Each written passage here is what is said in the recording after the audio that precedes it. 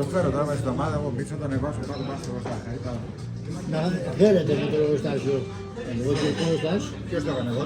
Ο κ. Κώστας το έκανε, εσείς το διατηρήσατε και με το καλό να συνεχίσουν οι επόμενοι. Να είναι βιώσιμο. Έτσι πρέπει. Ο κ. Κώστας παιδεύτηκε να το κάνει.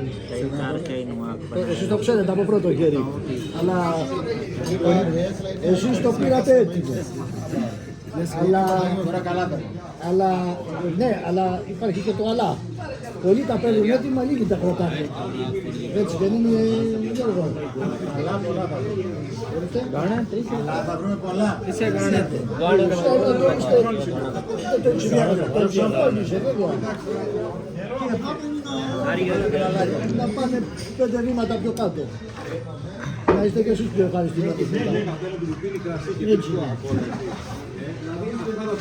Μα όλοι θέλουν οι νεότεροι να κάνουν περισσότερο από εμάς. Έτσι δεν είναι? Να περάσουν καλύτερα. Ναι, αν μπορούν βέβαια, εντάξει. Τι κοιτάνε? Όντε του. Όνde του. Πρέπει να τα κρατήσουμε.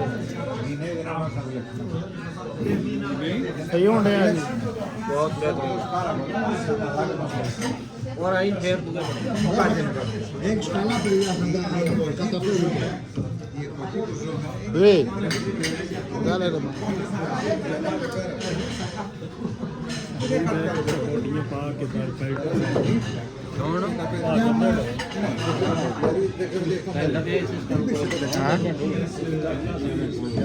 Με τι έχει φυλάσει το μέλλον δεν το ξέρουμε, αλλά είναι καλύτερη ζωή για τα παιδιά.